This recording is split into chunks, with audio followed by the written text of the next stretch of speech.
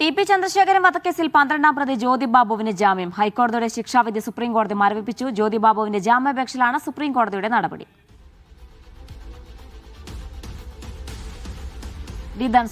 Report കാണാം. TP. Chandrasekharan കൊലക്കേസിലെ 12-ാം പ്രതി ജ്യോതി ബാബുവിനാണ് ഇപ്പോൾ സുപ്രീംകോടതി ജാമ്യം അനുവദിച്ചിരിക്കുന്നത്. ജാമ്യം അനുവദിച്ചതിനോടൊപ്പം തന്നെ ഈ കേസിൽ അന്തിമ തീർപ്പ് അപ്പീലിൽ കൽപ്പിക്കുന്നതുവരെ അയാളുടെ ശിക്ഷ കൂടി ഇപ്പോൾ സുപ്രീംകോടതി മരവിപ്പിച്ചിരിക്കുകയാണ്.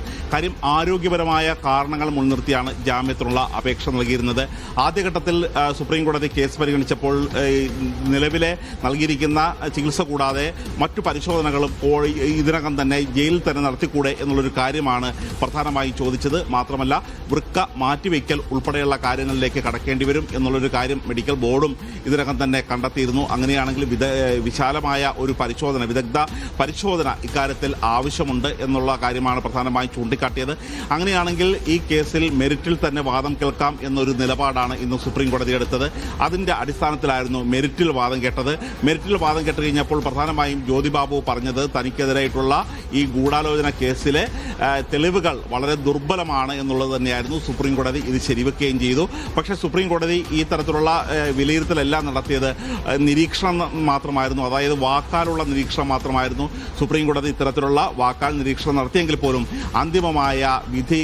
അന്തിമമായ ഒരു അപ്പീൽ പരിഗണിക്കുമ്പോൾ ഇതൊന്നും പരിഗണിക്കരുത് എന്നുള്ളൊരു കാര്യം കൂടി ആ കോടതിയുടെ പരിഗണനയിൽ വരരുത് എന്നുള്ള കാര്യം കൂടി ചൂണ്ടിക്കാട്ടിയിരുന്നു. മാത്രമല്ല ജ്യോതി ബാബുവിന്റെ വാദം കേരള ഹൈക്കോടതിയാണ് അയാളെ ശിക്ഷിച്ചിരിക്കുന്നത്.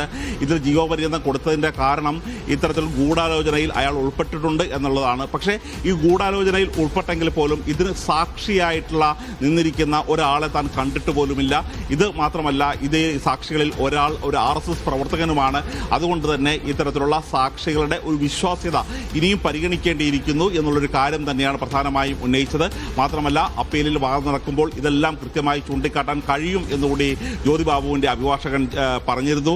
എന്നാൽ KK രമയുടെ അഭിഭാഷകർ ജാമ്യം നൽകുന്നതിനെ കടുത്ത എതിർപ്പ് തന്നെയാണ് ഇന്നും ഉയർത്തിയത്. പക്ഷേ ശിക്ഷാവിധി മരവിപ്പിച്ചുകൊണ്ട് തന്നെ മുന്നോട്ട് പോകാൻ തന്നെയാണ് സുപ്രീം കോടതി തീരുമാനിച്ചിരിക്കുന്നത്.